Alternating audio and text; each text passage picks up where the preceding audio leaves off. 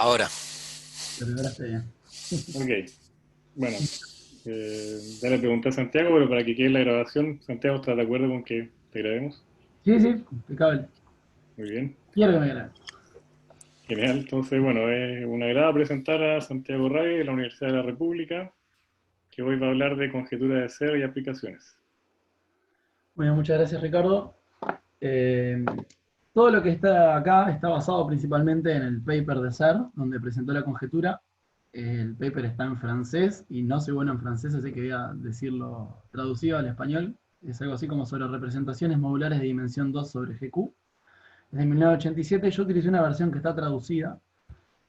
Y bueno, no sé, esa la puedo pasar, no lo sé. La pueden conseguir en internet seguro.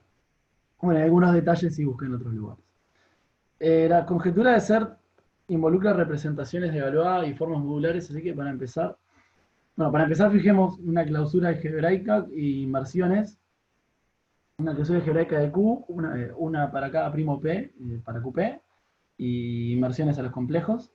Y también clausuras algebraicas para FP obtenidas como reducir el anillo de entero. Y voy a llamarle ñoque el mapa de reducción que va a aparecer en las diapositivas más adelante. Ahora sí, bueno, para los que no saben, una representación de Galois es un morfismo continuo que va de GQ a un espacio vectorial.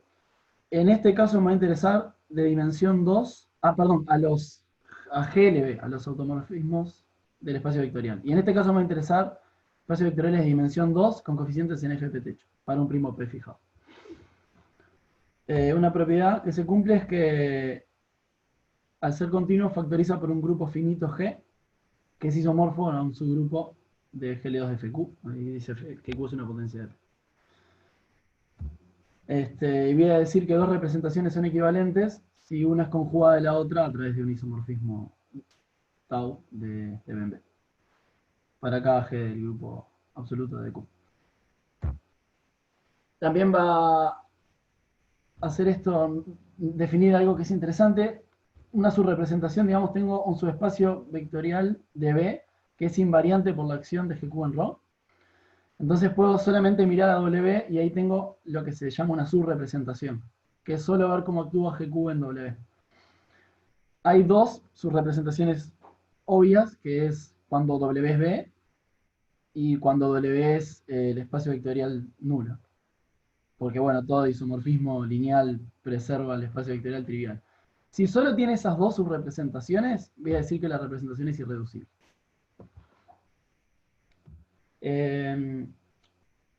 Las representaciones son un objeto en sí mismo, pero pueden venir de otro objeto. Por ejemplo, curvas elípticas y formas modulares, que son las que me van a interesar hoy. Voy a decir que una representación es modular si es equivalente, en el sentido que dije antes, a una representación que proviene de una forma modular. Hablemos un momento de representaciones de curvas elípticas, que es un poco más fácil de definir en este caso. Entonces consideremos siempre una curva elíptica en Q, que es lo que nos va a interesar acá, y miremos los puntos de P torsión de la curva, P torsión sobre Q techo. Se sabe que la P torsión tiene esa forma, y por ende los automorfismos de los puntos de P torsión son isomorfos a GL2 de FP, que nos viene perfecto, porque es el tipo de representaciones que vamos a trabajar acá. ¿Cómo voy a definir la representación? Bueno, si agarro un sigma del grupo GQ, pregunta, ¿se ve el puntero? Sí, se ve el puntero, sí. Perfecto, gracias. Sumar puntos P veces, que sería este corchete P, como la curva tiene coeficientes racionales, esto está definido con coeficientes racionales también, así que conmuta con cualquier morfismo de Galois. Así que, gracias a esto, puedo decir que si tengo un punto de P torsión, su conjugado, que sería conjugar las coordenadas de P por sigma, también es un punto de P torsión. Y bueno, y esa es la acción que defino para la representación, digamos. La representación de un morfismo sigma actuando en P va a ser P sigma, que es, bueno, eso, actuar sobre las coordenadas. Y es una representación que va a FP, ¿no? GL2FP, por lo que mencionaba antes. Veamos un ejemplo concreto, perdón, propiedad. El determinante El determinante coincide con el carácter ciclotómico. Acá me refiero al carácter ciclotómico a FP, que es lo que me va a interesar. Acá no voy a utilizar pedádicos del lado del codominio, así que me refiero a ese carácter ciclotómico, al módulo P. Ahora sí, veamos un ejemplo de representaciones mirando los puntos de dos torsión de una curva elíptica genérica. Agarrémosle en su forma de Weierstrass, o sea, I cuadrado igual a f de x, f mónico de coeficientes racionales y grado 3. Iremos P igual 2. Se sabe que los puntos de orden 2 son de esta forma, o sea, los que tienen igual 0, y por ende la coordenada x son las raíces de f. Tiene 3 raíces.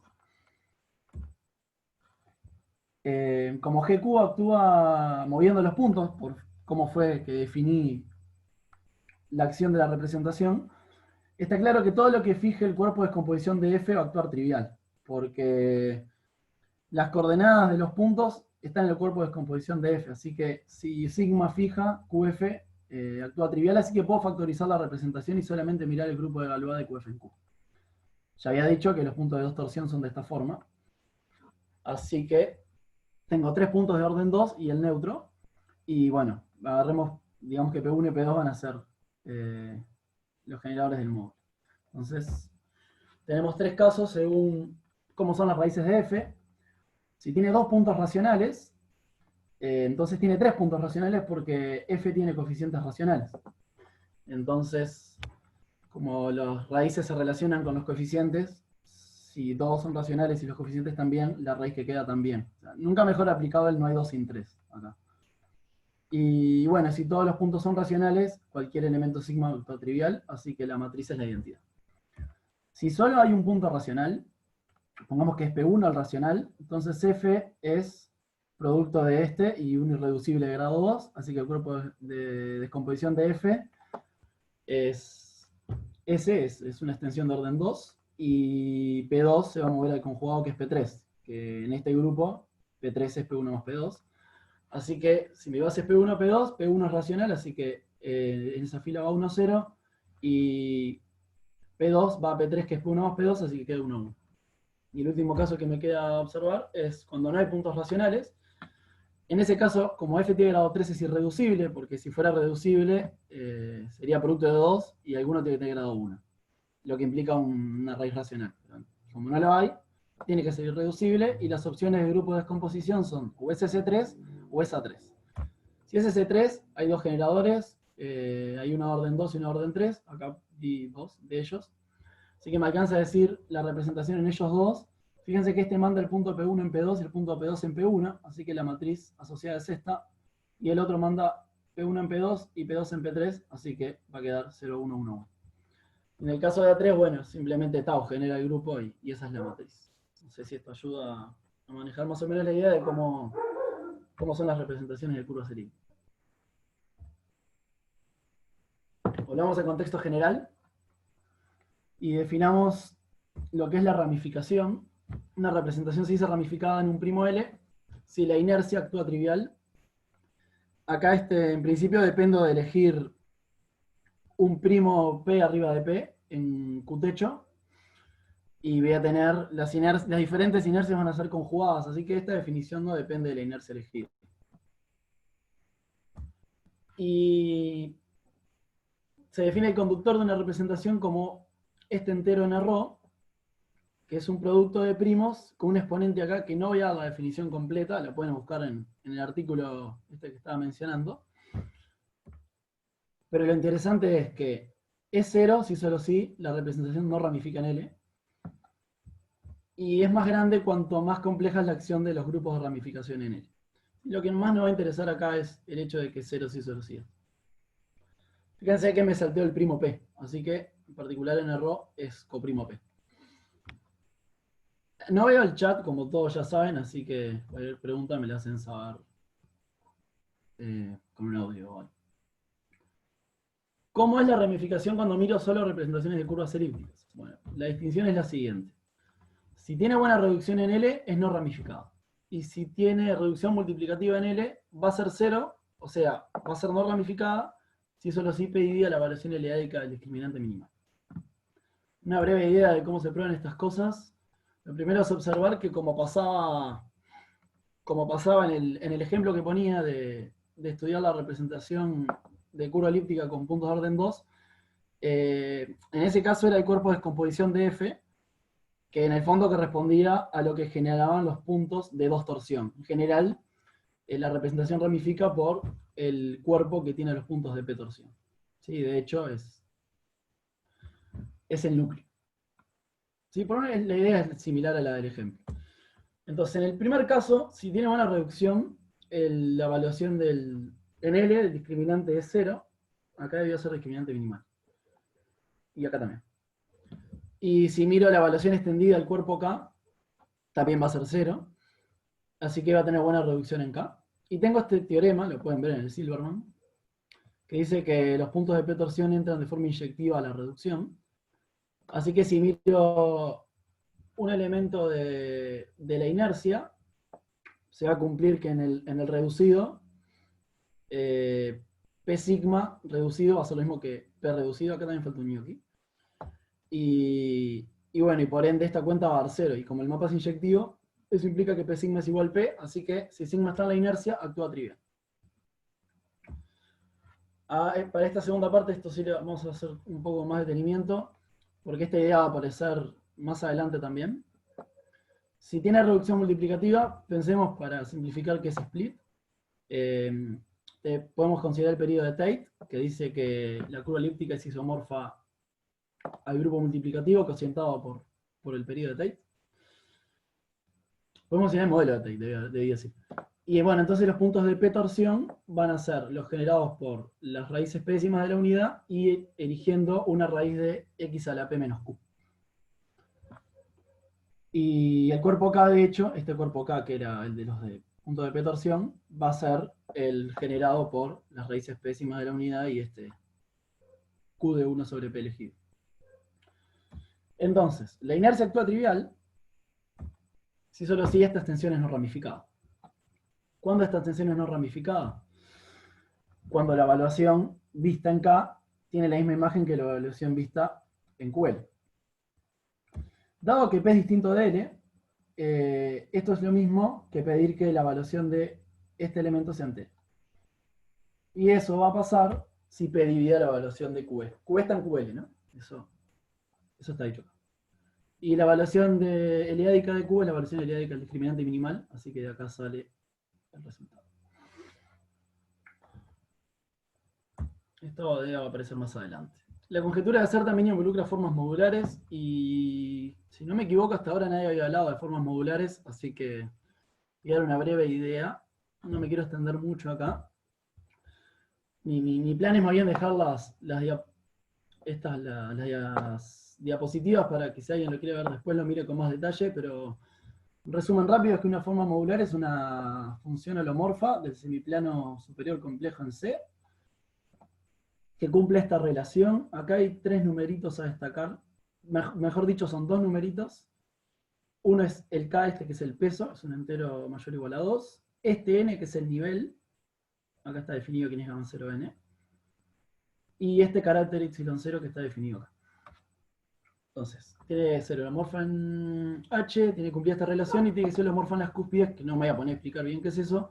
Solo decir que las cúspides son estos elementos, los racionales y el infinito. Bueno, el conjunto de las formas modulares de peso K, nivel N para el carácter epsilon 0 son un C espacio vectorial y lo interesante es que es de dimensión finita. Eso lo pueden encontrar, por ejemplo, en un libro de Damon Shurman, si lo quieren ver. ¿Qué más quería decir? Observar que si ustedes ponen la matriz 1, 1, 0, 1, que es una matriz que está acá, para gamma 0 lo único que importa es que esta coordenada sea múltiplo de n. Así que 1, 1, 0, 1 está ahí.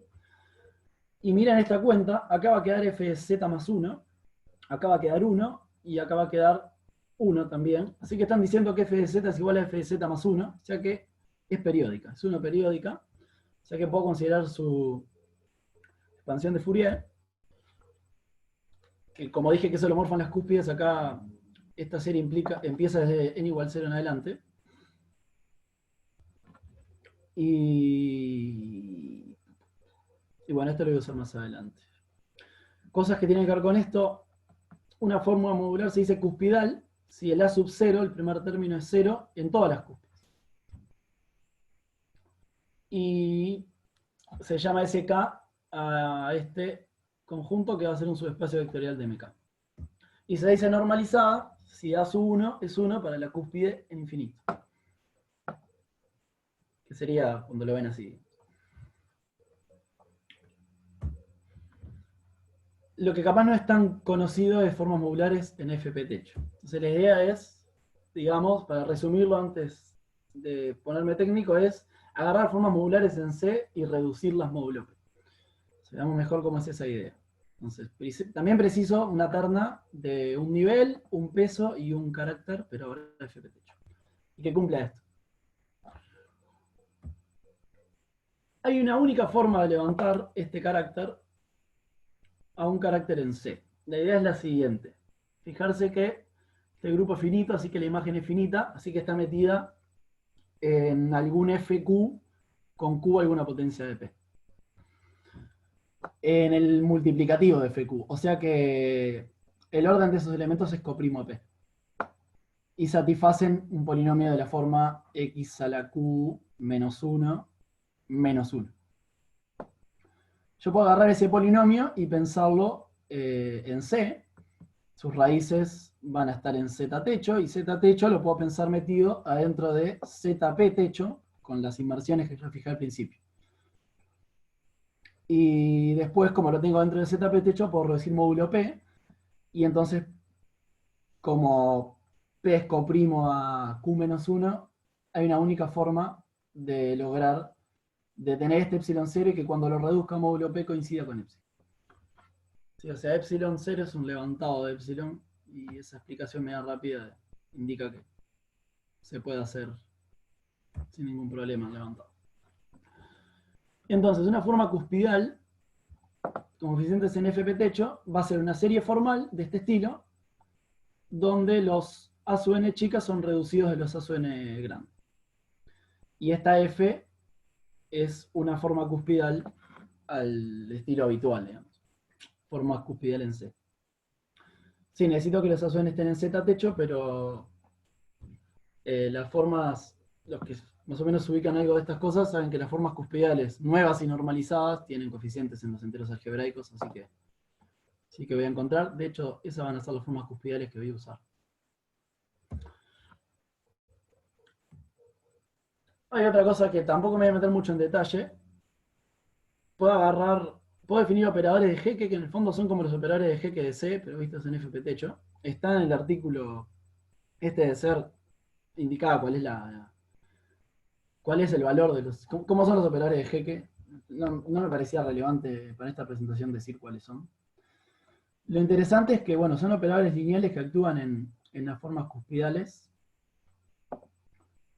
Y puedo pensar, al mejor estilo álgebra lineal 12, en ver vectores propios de esos operadores.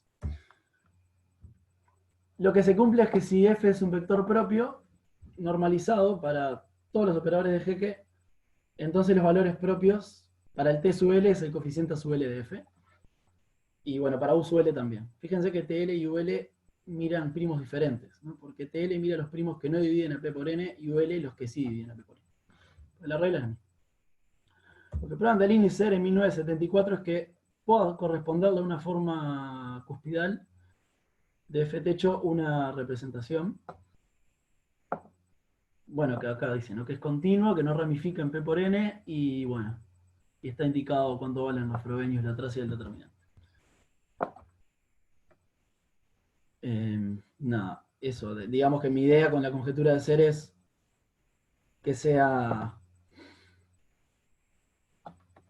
equivalente a una de estas. Algunas definiciones más que preciso antes de dar las hipótesis de la conjetura de ser es definir lo que es una representación impar. Yo tengo todo metido en C de una forma ya definida, así que tengo claro quién es la conjugación compleja, y una representación es impar si el determinante de la conjugación compleja es menos 1. Veamos un poco el tema del determinante de una representación cualquiera. Habíamos dicho que las representaciones a fp techo factorizaban por un grupo finito. La determinante de ρ en particular también es una representación que va a fp techo, pero multiplicativo. El otro iba a las matrices 2x2 invertibles de fp techo. Pero la idea es igual, digamos, también va a factorizar, pero como estoy yendo a fp techo, que es abeliano, va a factorizar por una extensión abeliana. Entonces ahora puedo usar el teorema Kronecker-Weber para decir que entonces la determinante de ρ factoriza por una extensión ciclotómica. Y de hecho este n, en principio no tengo mucho control de este n, pero uno lo puede achicar para que sea p por n ρ. La idea es que va sacando, va separando los primos que no dividen al conductor, uno los va sacando porque si no dividen al conductor actúan de forma trivial y los puede ir sacando de a poco. En mi proyecto de tesis está explicado, cuando la termine de escribir lo pueden ver ahí con los detalles. Entonces, n es pnρ, recuerden que nρ es coprimo a p, así que puedo usar el teorema chino de los restos y separar al determinante de ρ como producto de dos caracteres, uno de nρ y el otro de zp. Y bueno, si es de zp es una potencia de carácter ciclotómico. Así que hay un entero h, está que el determinante de ρ es este carácter epsilon por el ciclotómico de la h. Creo que lo pasé muy rápido, pero si se fijan acá, también hay un epsilon y el ciclotómico, pero a la k-1. Entonces uno tiene como muchas ganas de que h sea por lo menos k-1 módulo p-1, porque el ciclotómico tiene orden p-1. ¿Sí? Perdón, un pequeño comentario que está en el chat. Entonces, Ariel Pacetti dice: estás definiendo formas modulares en característica P como reducidas de forma en característica 0. Esto vale si P es mayor que 2 y si K es mayor que 1. Para otros cuerpos esto no vale y hay que definir formas modulares módulo P de otra forma. Perfecto. Un comentario. Gracias. Decía, fíjense en una cuestión que si ρ es impar, esto, el determinante de ρ es -1, el ciclotómico va a dar -1 a la h, así que entonces epsilon tiene que ser en C, en la conjugación compleja, tiene que ser -1 a la h más 1. Y nosotros habíamos pedido que en el epsilon de formas modulares, habíamos pedido que fuera epsilon de -1 fuera -1 a la k. Así que ahí hay otra como evidencia. Bueno, ahora sí, está todo lo que preciso para decir qué dicen las conjeturas de Serre. La primera versión es la siguiente, es decir, que si tengo una representación impar irreducible, entonces es modular. Recuerdo que eso era que es equivalente a una representación que viene de una forma modular con coeficientes en FP. Es interesante esto, pero Serre lo hizo más interesante aún porque dio más detalles, precisó algunas cuestiones más que tienen que ver con la forma F. Lo primero que dijo es que la forma debería poder tomarse cuspidal, normalizada, y que sea vector propio de todos los operadores de Hecke. Y lo segundo, que es más interesante, dio como una especie de receta para encontrar el nivel y el peso y el carácter del cual deberíamos encontrar una forma modular para que ocurra lo que está al principio. O sea, esto de acá. Y dijo que el nivel debería ser el conductor de ρ. El carácter epsilon debería ser el carácter epsilon que aparecía en la diapositiva anterior, el que hacía que el determinante de ρ fuera epsilon por el ciclotómico la h. Y el peso es un poco más complicado. En el peso, Serre en ese artículo dedica una sección entera al tema de cómo definir el peso. No me voy a poner acá en detalle a dar todos los casos diferentes que él estudia, pero la idea es que depende de cómo actúa la inercia P en ρ. Lo que se cumple, prueba a hacer después, es que con las definiciones de peso que dio, no es difícil probarlo una vez que uno las tiene, que el determinante restricto de inercia tiene que ser el ciclotómico a la K-1. Así que entonces pasa lo que se veníamos esperando, ¿no? Que K-1 sea congruente a H módulo P-1. Como que todo estaba dado para que eso tenía que ocurrir. Y la tercera parte es que él dice que esta terna es minimal en el sentido de que si es modular, si ρ es modular para otra forma cuspidal de nivel n', peso k' y otro carácter, n tiene que ir a n' y k' tiene que ser más grande de k. Entonces, veamos el tema de los pesos, por lo menos para representaciones de curvas elípticas, que es lo que voy a usar cuando empiece con el tema de las aplicaciones. La movida es lo siguiente. Si tengo una curva elíptica sobre Q y tiene buena reducción en P, entonces K tiene que ser 2. Y si tiene reducción multiplicativa, hay dos opciones. O el peso es 2 o es P más 1. Lo que está claro es que tiene que ser congruente a 2 módulo P menos 1, porque el determinante de las representaciones de curvas elípticas es el ciclotómico. O sea que el K tiene que ser congruente a 2 módulo P menos 1. Así que, bueno, esto ocurre, ¿no? Y fíjense que la condición para que sea 2 es bastante parecida a la otra condición cuando probé el teorema de reducción multiplicativa, cuando ramificaba la representación del primo L o no. La condición era parecida, allá era, en el teorema anterior era evaluación eleádica. La cuestión es parecida porque la idea de la prueba es parecida. Entonces, para el 1, no voy a hacer la prueba acá, porque eso me implicaría ponerme a definir todos los pesos, y bueno, eso me llevaría una charla más. Entonces, simplemente voy a citar un teorema que prueba hacer en el artículo, que K es 2, sí solo sí, el determinante de la inercia es el ciclotómico y ρ es finita en P. Esto es necesario, ¿no? La parte de que el determinante sea el ciclotómico es necesario porque habíamos dicho acá que el determinante de ρ era el ciclotómico a la K-1. Así que si pretendo que sea 2, tendría que cumplir esa condición. La demostración de esto, usando este teorema, es simplemente ver que si tiene buena reducción, la representación es finita en P.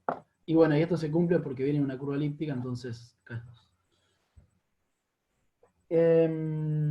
La segunda parte, esta sí, vamos a darle un poco más de bola. Entonces, tengo reducción multiplicativa. Acá sí me voy a poner con el tema del baile de si es split o no. En caso de que no sea split, puedo cambiar QP por una extensión cuadrática no ramificada. Y otra vez el tema del periodo de Tate, como ya vimos en la cuenta anterior,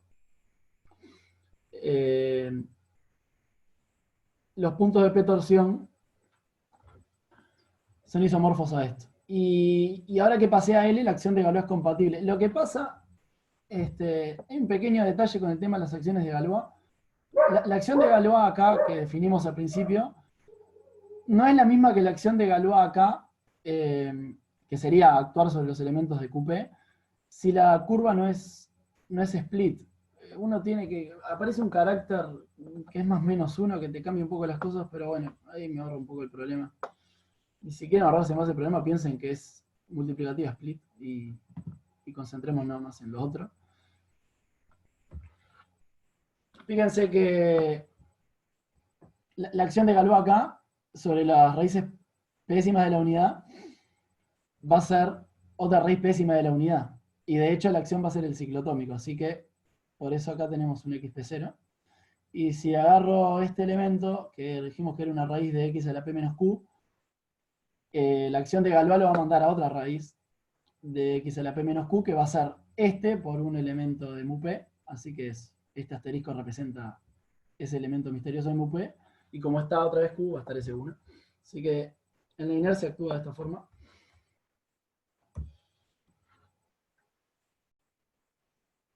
Entonces voy a definir un cuerpo K.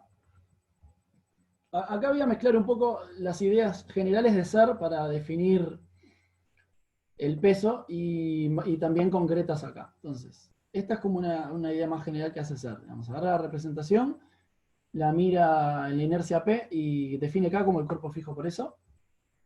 En nuestro caso, ese K se corresponde con los puntos de P torsión, que ya habíamos dicho también en el teorema anterior, o también si quieren gracias a esto, que es el generado por las raíces pésimas de la unidad y esta raíz de x a la p menos q elegida. Y también voy a definir un KT, que sería el cuerpo fijo por ρ de p sub p, sea, I sub P es el grupo de inercia en P y P sub P es el P subgrupo maximal dentro de IP. Entonces KT es un subcuerpo de K. Acá, para que sea más claro, aquí hay un diagrama de cuerpos. Tenemos L o QP, tenemos KT, K, este es el grupo de Galois de K en KT. Y acá está el grupo de, este es el grupo de entre QP techo y K.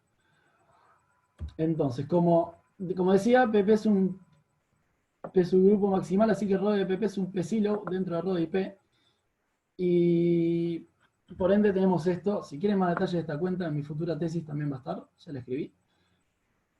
Hay que meterse con cómo es este grupo y cómo es este grupo y hacer una cuenta. Pero lo importante, bueno, es que el grupo de Galois es eso. Y entonces, KT es adjuntarle a L las raíces pésimas de la unidad. Y por ende, K es adjuntarle a KT este Q de 1 sobre P. Entonces acá, como decía, está un poco mezclada la idea general y la idea aplicada a este caso. ¿Qué hace hacer ahora? Separa según la extensión K sobre KT. Dice que es poco ramificada si es generada por una 1 sobre P potencia de una unidad de OL. Y si no, dice que es muy ramificada. Pueden ser más, en este caso es solo una. Eso solo está QE, pero pueden haber más de una. Por eso digo potencias. En este caso sería potencia. Y separando en esos dos casos, SER define K igual 2 si es poco ramificada y define P más 1 si es muy ramificada. Hay que sacar P igual 2. En el caso P igual 2 le define como 4, pero acá no me va a interesar. Y esto es fundamental porque fíjense que si no el peso dependía del primo y ahora cuando veamos aplicaciones como el último teorema de Fermat, depender del primo va a ser muy molesto. Y las dos aplicaciones que voy a dar justo entran en el caso de K igual 2. O sea que haber separado dentro de la ramificación salvaje este caso y este otro caso, y tener un caso donde el peso es 2, que es un número chico y controlable y no depende del primo, es como el gran logro de SER. O más bien logro también de los que lo demostraron. ¿Cómo queda en nuestro caso? Entonces, ¿qué es que K sobre KT sea poco ramificada? Dijimos es que sea generado por una unidad de OL. O sea, un elemento U con valuación 0.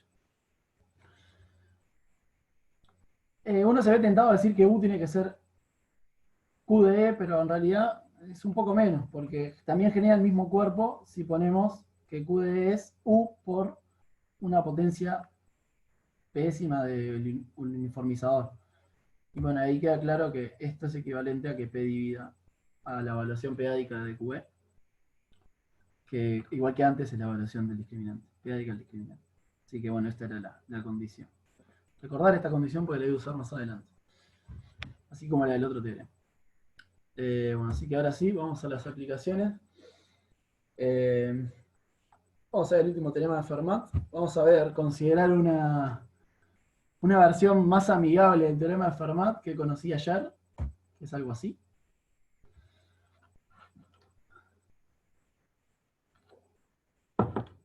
Familiarizarse con las frutas, nada más. Entonces la idea es que cuando la U es 3, ya lo demostró Euler en 1753, y que cuando la U es 4, lo demostró Fermat. Así que con esto lo que nos alcanza es comprobar esta igualdad cuando Q es un primo mayor o igual a 5. Creo que todos conocen ese truco, ¿no? Que no tengo que ver todos los enteros, sino solo los primos. Así que paso a explicarlo. Como es una ecuación homogénea, me alcanza con mirar cuando A y C son coprimos. O sea, puedo sacar los factores en común. No puede ser todos impares, porque si A y B son impares, su suma va a ser impar perdón, su suma va a ser par, y bueno, si C es impar no da, ¿no? Entonces, uno tiene que ser par, y vamos a poner que es B, y por el tema de que son coprimos, los otros tienen que ser impares, y otra simplificación que puedo hacer es, si A y C son impares, son 1 o 3 módulo 4, y si los cambio de lugar y los renombro, puedo asumir que son 3 módulo 4. Y voy a hacer un cambio de nombre, voy a poner A grande, B grande y C grande a la Q, B a la Q y C a la Q respectivamente, porque Las ideas que vienen a continuación son más generales, se pueden hacer con A, B y C, y me van a servir para las dos aplicaciones. Así que vamos a cambio de nombre. Llegado el momento clave, volveré a que eran estos. Observar que en este caso, si A y C son 3 módulo 4, A grande es 3 módulo 4 porque Q es impar, y como Q es mayor o igual a 5, B es 0 módulo 32. Entonces, la idea es considerar esta curva elíptica, la curva de Frey, con A y B, digamos. Lo que se puede calcular es que el discriminante minimal tiene esta forma, el conductor es el radical de A por B por C, o sea que como tiene potencia 1, esto implica que tienen reducción multiplicativa en todos los primos, que dividen el discriminante, por supuesto.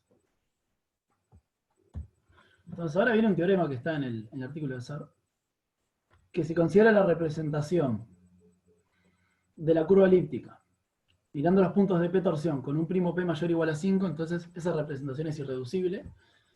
Y esta demostración de teorema va a aparecer 2 veces en esta presentación. Entonces observemos, la idea es suponer que es reducible, y que entonces tengo esta primera columna, que es invariante por GQ. Como estoy considerando el caso semiestable, tengo que las opciones son o 1, que φ1 sea 1 y φ2 es el ciclotómico, o al revés. Veamos el primer caso. Supongamos que φ1 es 1, en el primer caso es eso, y entonces tengo un 1, 0, que eso es lo mismo que decir que tengo un punto racional, porque si es 1, 0, el punto es fijo por todos los elementos de GQ, así que eso implica que es racional. O sea que tengo un punto de orden P racional, pero si recuerdan cómo era la curva, que era X por X menos A por X más B, tengo también todos los puntos de orden 2, porque todas las raíces de ese polinomio son todas racionales. Así que entonces, mi torsión, la torsión de esta curva elíptica tiene por lo menos orden 4P. Como P es mayor o igual a 5, esto es al menos orden 20, que va en contra de la clasificación de la torsión de las curvas elípticas de Mazur. Y para el otro caso, la idea es en el fondo parecida. Si acá fuera XP y acá 1, puedo tomar esta curva elíptica que es partir la curva E por este grupo invariante. Y ahí pasaría a tener en E' un punto racional y aplica todo lo mismo. Así que entonces, tenemos que es irreducible con P mayor o igual a 5 esta representación. Ya lo había puesto, pero el discriminante de la curva era este. En curvas elípticas, lo dije como 4 veces ya, el determinante es el ciclotómico. Así que en particular, la representación es impar y el carácter epsilon que iba acá al lado es 1. Bueno, y por supuesto K es 2 módulo P menos 1. Porque recuerden que se cumplía que el determinante era, restricto a la inercia, era el ciclotómico a la K. A la K menos 1. Perdón. Entonces, el conductor, ¿cómo se...? Nos falta definir el conductor y el peso, ¿no? Porque la conjetura de SER nos dice que esta representación, como es irreducible y es impar, tiene que ser modular. Lo que vamos a ver ahora es a qué forma modular se tiene que corresponder. Ya sabemos el carácter, nos falta ver el conductor y el peso. Con el tema del conductor, le habíamos dicho, le habíamos demostrado, el primer teorema que demostré, que el conductor era el producto de los primos de mala reducción donde P no dividía esta evaluación. Entonces ahora sí vayamos al teorema de Fermat. Dijimos que A grande, B grande y C grande eran A a la Q, B a la Q y C a la Q respectivamente. Pongámosle R a la evaluación eleádica de A por B por C. Vamos a empezar con L distinto de 2 primero. Entonces la evaluación del discriminante minimal es 2, por esta potencia 2, es Q porque, por ejemplo, A grande es A a la Q, es lo mismo con los demás, y R porque es la evaluación de A por B por C. Si miro L igual 2, este término es el mismo, porque recuerden que 2 dividía B, y aparece este menos 8, porque hay un 2 a la menos 8 acá. Entonces, si yo quiero tener un conductor chico, parece ser una buena idea elegir P igual Q, porque si P es igual Q, entonces P divide a 2PR, que va a ser ahora, y por ende en el conductor solo va a aparecer el primo 2, porque P divide a esto, pero no va a dividir a esto. Así que me quedé con conductor 2. Estoy diciéndolo mal hace rato, me quedo en nivel 2. En realidad está bien, me quedo conductor 2 y por ende voy a usar una forma de nivel 2. Con respecto al peso, recuerden que era esta la condición, fue el último teorema que mostré, y la evaluación va a ser 2PR, y como P divide 2PR, se cumple la condición que nos permite bajar el peso a 2. Así que entonces tenemos que corresponder nuestra representación con una representación de una forma modular que sea de nivel 2, peso 2 y carácter trivial, pero se conoce el espacio de formas cuspidales y se sabe que no hay formas cuspidales de ese tipo. ¿Está bien? ¿Dónde usé entonces, digamos, que ser entero? Bueno, cuando acá hablaba de la evaluación L de cada por B por C. Si no hay nada de preguntas en el chat ni nada, pasemos a la última aplicación de esto, que es la conjetura de Sphiro. Ay, saqué algo y volvió. La idea de Sphiro es, el conductor y el discriminante manejan los mismos primos. En el conductor la potencia está acotada, depende del tipo de reducción, y en el discriminante como que no parece haber a priori una idea de qué tamaño podría tener la potencia. Lo que es la conjetura de Sphiro es que el discriminante está acotado por el conductor, una potencia a las 6, básicamente. Normalmente es esto. No sé si esta parte de epsilon y k epsilon no les hace acordar un poco la conjetura ABC, pero a mí sí, y de hecho, acá está la conjetura ABC. La idea es que si tengo ABC enteros, coprimos, y tal que A más B es igual C, está acotado el valor más grande de ABC por el radical, una potencia 1. ¿Hay alguna relación entre estas dos conjeturas? La respuesta es que sí. La conjetura ABC implica la de Sphiro. Esa demostración la pueden encontrar en el libro de Silverman, en The Arithmetic of Elliptic Curves, en la proposición 11.5, página 259. Mejor, más detalles no les puedo dar. Y lo que es casi es que Sphiro implica ABC. Es casi porque en vez de ser con exponente 1, es con exponente 3 medios. Sí voy a hacer la prueba del segundo, porque involucra a la curva elíptica que estábamos usando hoy. Entonces, consideremos una terna A más B igual C. Podemos cambiarlos de lugar y renombrarlos de forma de que todos sean positivos y que estén en este orden de desigualdad. Y, observación, todos son mayores escritos, ninguno es mayor o igual porque tiene que ser coprimo. Considero, como decía, esta curva elíptica, que es la misma que usamos para el último teorema de Fermat. O sea que ya tenemos bastantes cosas hechas. Por ejemplo, ya sabemos cuál es el discriminante minimal. Y el conductor, ahora no necesariamente 2 divide a B, así que la reducción en 2 puede ser un poco más complicada. Pero en todo caso es menor o igual a 2. Eso es lo que demuestra Silverman. Entonces, si aplicamos la conjetura de Sphiro para esta curva elíptica, decía que el discriminante tenía que ser más chico que el conductor a la 6. El discriminante es más grande que el minimal, que era este, y el conductor está acá. Si despejamos, nos queda esto de acá. ¿Sí? Acá estoy usando que es menor o igual que 2, así cuando elevo a la 6 me queda este 12. Entonces, observemos que como tenemos que C es mayor a B y B es mayor a A, y todo positivo, entonces A en particular es mayor o igual a 1, y B es mayor a C sobre 2, porque si B es más grande que A, entonces 2B es más grande que C. Y uno despeja con esas desigualdades en este choclo que tengo acá arriba, y llega a esta expresión con C a la cuarta. Y entonces uno toma raíces cuartas y le queda que C es más chico que 3 medios, ¿no? Porque tenía potencia 6 y hice raíces cuartas y me quedó el 3 medios. Así que bueno, no sé si se puede hacer algo mejor, pero bueno, Silverman es lo más lejos que llegue.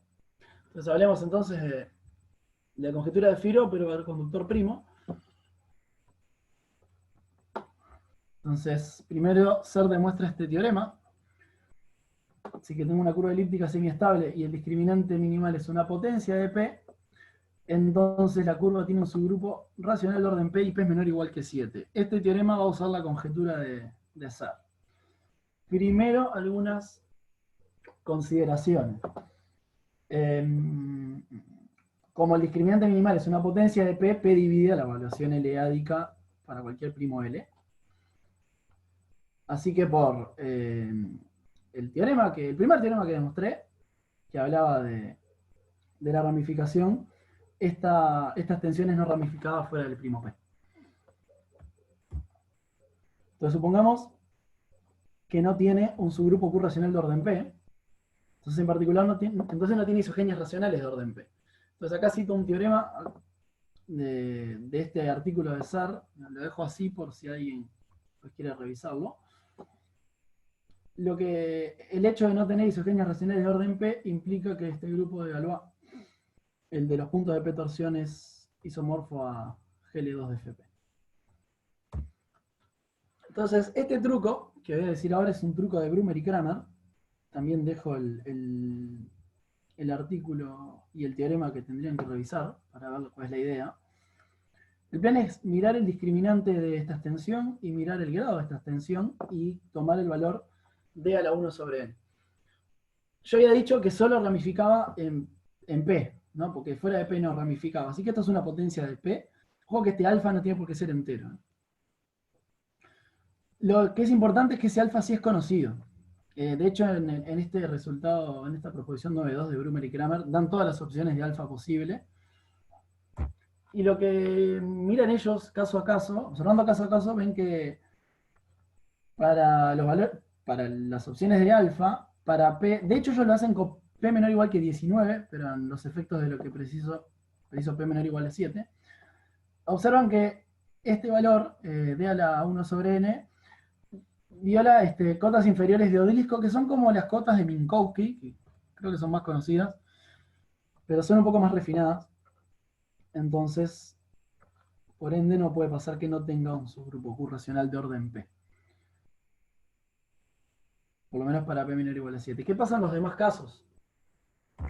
¿Qué pasa cuando P es mayor que 7? Bueno, acá otra vez invocamos el truco del teorema de Meissur, porque fíjense que si P es mayor a 7, el más chico es 11, después viene 13, etc. Pero, otra vez, digamos, la prueba es como la anterior. Si fuera reducible, tendría un punto de orden P, con P 11 o 13, o etc. Y otra vez, la clasificación de Meissur dice que no hay puntos de ese orden en la torsión de la curva elíptica. Así que tiene que ser irreducible. Viene una curva elíptica, así que es impar y el carácter que se le asocia es trivial. Y después del hecho de que P divide a la evaluación esta para todo primo L, podemos, igual que en el último teorema de Fermat, obtener un nivel y un peso, usando los teoremas que presenté. Y de entonces, según la conjetura de SAR, esta representación se tiene que corresponder con de una forma modular de nivel 1 y peso 2. Pero otra vez pasa lo mismo, no existen formas cupidarias de peso 2 y nivel 1. Así que P no puede ser mayor que 7. ¿Cómo voy a usar este teorema? Ahora sí. El teorema que viene ahora es el siguiente, que si tengo una curva elíptica de conductor primo, bueno, lo que sí podemos de acá deducir es que el discriminante es una potencia de ese primo. Lo que no sabemos cuánto puede valer m. Lo que demuestra ser, usando el teorema de la diapositiva anterior, es que es uno, salvo finitos casos, pero además los finitos casos se conocen, digamos, se pueden calcular y al final voy a decir cuáles son. Entonces, ¿cuál es la idea de SAR? Bueno, primero la curva es semiestable porque el conductor es primo. Y lo siguiente es, si fuera mayor a 1, hay un primo que divide a m. Así que por el lema anterior, el discriminante es una p potencia, entonces p tiene que ser menor o igual que 7. Entonces, tengo que revisar 2, 3, 5 y 7, y esos son varios trabajos que voy a ir citando, y pueden ir a revisar también si quieren. Lo otro que sé del teorema anterior es que hay un subgrupo Q racional. Así que si P es 2, hay un subgrupo Q racional de orden 2. Y lo que prueba Setzer en este artículo y en este teorema es que tiene que ser una curva de Setzer-Newman si este P grande no es 17, y si P es 17 hay dos opciones que él indica cuál es. Si P fuera 3, 5, 7, hay un resultado de Miyawaki que demuestra que las únicas opciones son que los discriminantes sean, digamos, 11 a la 5 o 19 a la 3 o 37 a la 3. Entonces, uno va a la página LMFDB y se fija cuáles son las curvas que tienen esos discriminantes y ese conductor y configura esta lista de las curvas donde el conductor no es igual al valor absoluto del discriminante. Entonces estas son las formas de la curva de Seltzer-Newman. P es un primo que es de esta forma con un entero. Y las otras curvas, las que salen de Miyawaki, son estas que están acá. Puse la etiqueta de la página. Espero que la puedan buscar. Y acá están los conductores y los discriminantes. En particular, todas tienen exponente menor que 6. ¿No? Así que esa es un poco la idea. Lo que me comentaba Ariel hace unas semanas atrás, no sé si es una opinión filosófica de Ariel o no, que no hay como mucha chance de probar la conjetura de Firo utilizando estas ideas. Como que esto solo funcionaría con conductor primo, que no se puede ir mucho más allá. Corregime, Ariel, si te entendí mal. Y bueno, fue bastante rápido por lo que veo, así que me queda respirar y agradecer.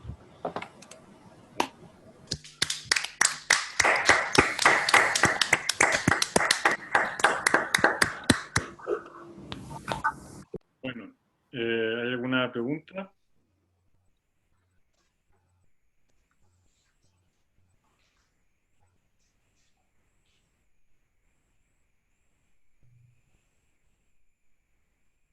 Aquí está retomando el comentario de Ariel.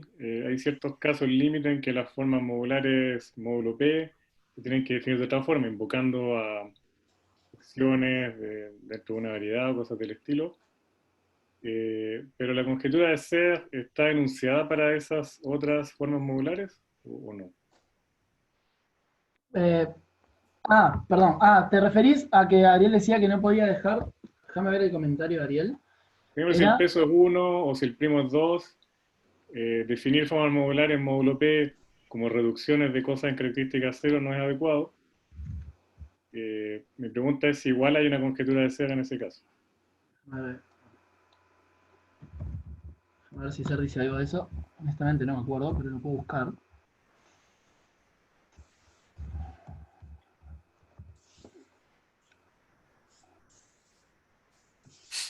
Sin ánimo de desmerecer a nadie, pero con respecto a tu pregunta, Ricardo, cuando estás para el caso de formas modulares sobre Q, que es donde está hablando Santiago hoy, lo que sucede es que las formas modulares módulo P no son reducidas de formas modulares clásicas, pero si permitís subir el nivel, sí. Entonces, como que no hay gran diferencia si pagás el costo de permitir que el nivel no sea minimal, ¿no? O sea, Santiago cuando dice, mira una forma de nivel 11, es la reducida de una forma de nivel 11, y punto.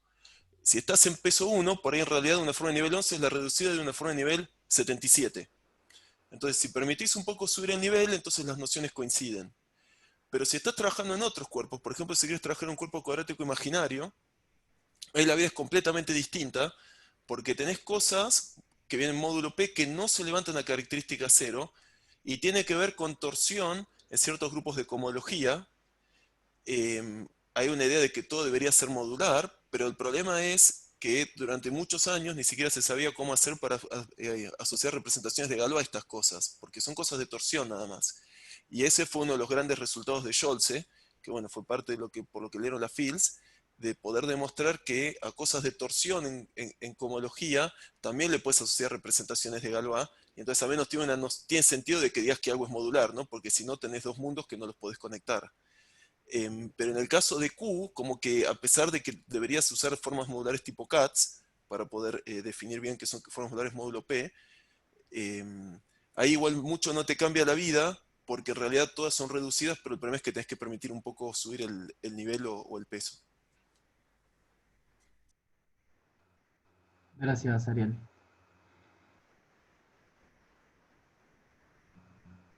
Bien, ¿hay más preguntas o comentarios?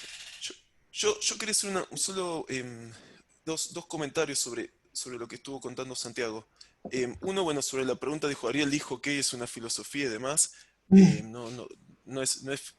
Bueno, parecía filosofía. Quiero aclarar algo, que la cuenta que estuvo haciendo Santiago, que bueno, me parece que estuvo bastante bien detallada y explicada. El problema que uno tiene es, esto de ser es genial, porque uno empieza con una forma, supongamos que empezamos con una curva de conductor 3×11, ¿no? Y uno viene y dice, bueno, queremos 3 piro. Entonces uno puede venir y decir, bueno, lo natural que haría es mirar módulo 11, que es lo que está haciendo Santiago, lo que hizo acá Santiago cuando contó la aplicación. Cuando miro módulo 11, si estoy en una condición razonable, la conjetura de ser me dice que tengo una forma de peso 2 y nivel 3, ¿no? O peso P, no sé, 12 y nivel 3. Por ahí 11, 3×11 es una mala elección, pero dejamos 11×17. Entonces ahora me queda una forma de, nivel, de peso 2 y nivel 17. Estas formas existen. De hecho, o sea, hay muchas de estas formas. Y uno puede decir, bueno, pero esto es genial porque me saqué un primo y ahora me queda uno solo, ¿no? Empecé con 11×17 y ahora solo me queda una forma de peso 2 y nivel 17. El problema es que esta forma de peso 2 y nivel 17 no tiene más coeficientes enteros. O sea, aunque mi representación residual tenga coeficientes en ZP, la nueva forma puede tener coeficientes en una extensión monstruosa y no va a estar asociada a una curva elíptica, sino que va a estar asociada a una abeliana de dimensión enorme. Y ahí no tenemos estos criterios lindos que demostró Santiago para decir, ahora cuando la miro módulo 17 el peso vuelve a ser 2 y llego a un espacio donde no hay nada. Entonces ahí por el mero 17 el peso me quedó 20 y bueno, y hay formas, entonces no puedo contradecir nada. Entonces un poco lo que tiene esto es que cuando uno reduce y dice puedo bajar el nivel, es cierto, pero que una forma tenga cuerpo residual no sé, el cuerpo de 11 elementos, no quiere decir que es reducida de una forma con coeficientes en Z11, no quiere decir que viene una curva elíptica. Solo quiere decir que el cuerpo residual tiene 11 elementos.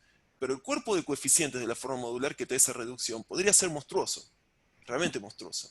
Y ahí es donde donde uno quiere hacer este argumento dos veces y hace agua. Porque empecé con una curva, construí otra forma modular que tiene un objeto geométrico asociado, pero es una variedad de dimensión grande. Y bueno, y ahí ya sonamos. Por eso es mi comentario de por qué esto en realidad hace un poco de agua.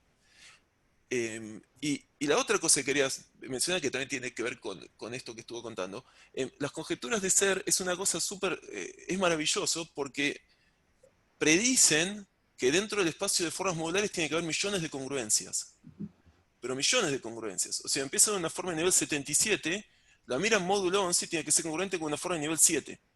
O sea, eso no es para nada obvio. O sea, al menos de las conjeturas de ser, no es para nada obvio que cuando calculan espacios distintos, ¿por qué tiene que haber congruencias entre espacios distintos?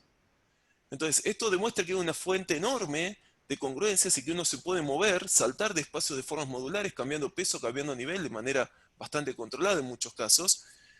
Y, y eso juega un rol crucial en la demostración de las conjeturas de ser. Este hecho de que uno puede ir moviéndose, la demostración de las conjeturas de ser es por inducción en el nivel, y usa fuertemente este hecho de que uno puede ir saltando de un espacio a otro tomando congruencias. Y eso, o sea, aparece un montón de casos. O sea, la demostración de Dieulefait, por ejemplo, de cambio de base, en varios casos y demás, usan siempre en esta idea de que tenga un montón de congruencias es súper rica, y es como que hay muchas congruencias que todavía no se pueden explicar bien, y es algo que mucha gente está trabajando y viendo qué se puede decir. Pero bueno, nada, era un comentario esto de que la existencia de congruencia es algo muy útil y que como que el teorema de ser te dice que están y no es obvio por qué están. Ese era el comentario.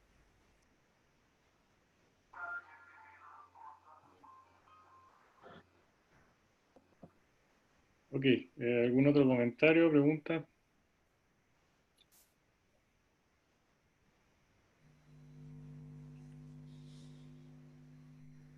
Bueno, si no, agradecemos al nuestro expositor por esta linda charla. Gracias, Santiago.